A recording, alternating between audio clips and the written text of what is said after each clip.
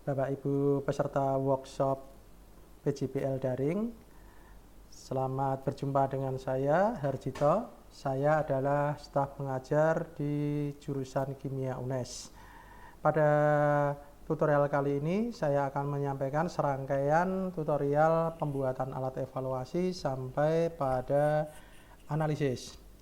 Tutorial saya bagi menjadi beberapa bagian supaya Bapak Ibu bisa lebih mudah memahami dan bisa men-skip pada bagian-bagian yang Bapak Ibu sudah kuasai. Tutorial nanti saya siapkan dalam beberapa sesi. Oke, kita lihat acara kita di bagian keempat, yaitu penyusunan alat evaluasi beserta hasil analisis menggunakan Google Form dan Google Sheet.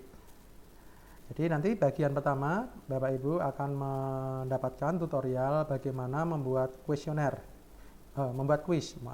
yaitu alat evaluasi jenis tes. Nanti di dalamnya ada 3 jenis item. Yang pertama adalah multiple choice, yang kedua adalah short answer, dan yang ketiga adalah paragraf. Kemudian bagian yang kedua nanti adalah membuat kuesioner, yaitu alat evaluasi non-tes yang bisa menggunakan model multiple choice atau bisa juga menggunakan rating scale.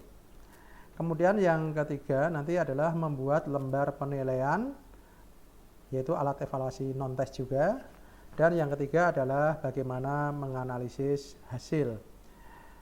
Bapak Ibu, Google Form itu memang memiliki beberapa kelemahan. Yang pertama adalah jawaban dari peserta itu nanti tersimpannya bukan dalam bentuk data ordinal, tetapi dalam data teks. Oleh sebab itu, kuesioner itu tidak bisa diedit di tengah perjalanan karena akan menyulitkan penilaian secara otomatis. Tetapi kalau penilaiannya ingin manual ya tidak masalah. Tapi tentunya sangat repot kalau pesertanya sangat banyak. Jadi pastikan fix, terutama pada opsi jawaban. Karena kalau ada perubahan pada opsi jawaban, maka koreksinya menjadi sangat sulit, koreksi otomatisnya. Kemudian keterbatasan yang kedua adalah tidak bisa membuat teks dalam bentuk naik turun seperti indeks dan pangkat, sehingga biasanya diakali dengan cara gambar. Jadi soalnya itu di screenshot dalam bentuk gambar lalu ditempel di dalam naskah soal. Itu adalah beberapa kelemahan di dalam penggunaan Google Form. Tetapi di samping kelemahan tentunya ada kelebihan.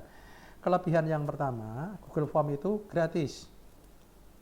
Mengapa gratis? Karena kalau kita sudah punya akun Gmail, sudah pasti kita bisa membuat Google Form.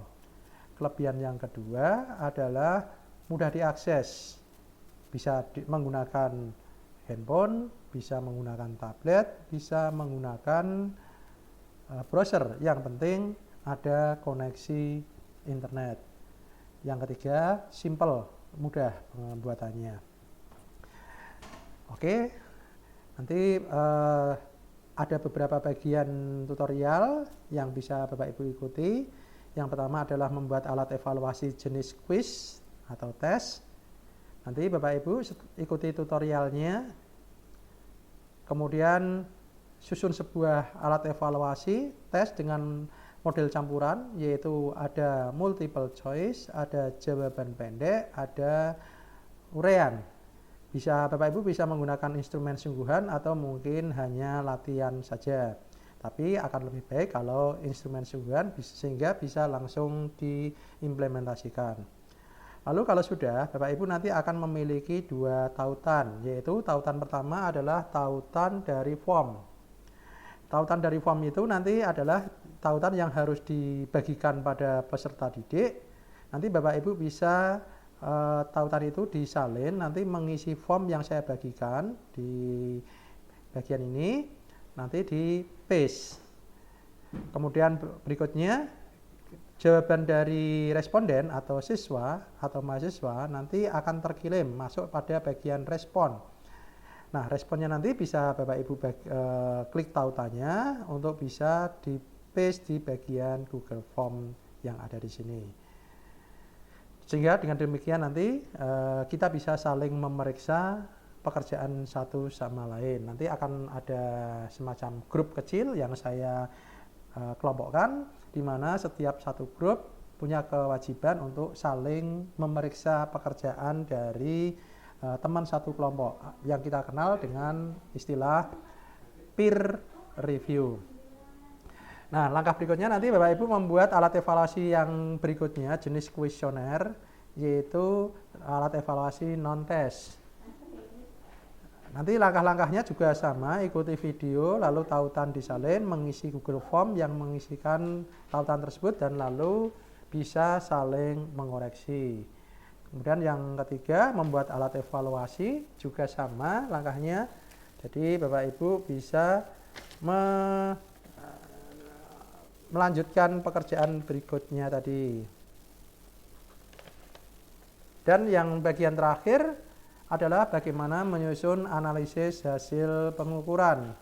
Untuk hasil pengukuran nanti, maaf ini petunjuknya salah, nanti saya edit, adalah bagaimana kita mengolah data yang kita dapatkan dari hasil pengisian responden, lalu kita buat analisis baik otomatis atau semi otomatis. Untuk objektif tes kita bisa melakukan koreksi secara otomatis. Jadi begitu selesai langsung dihitung betulnya berapa, salahnya berapa, yang tidak dijawab berapa, apakah kita mau memberikan penilaian model 1 atau 10 atau mungkin 40-1, dan kemudian untuk skala Likert itu kita bisa langsung dapatkan nilai ordinalnya, lalu bagaimana validitasnya, reliabilitasnya, daya bedanya, dan seterusnya. Jadi begitu hasil terkirim secara otomatis nanti kita bisa mendapatkan hasil analisisnya, sehingga Bapak Ibu bisa memanfaatkan apa yang sudah dibuat ini sebagai sebuah riset, baik itu PTK ataupun riset eksperimental. Demikian kira-kira pengantar dari saya.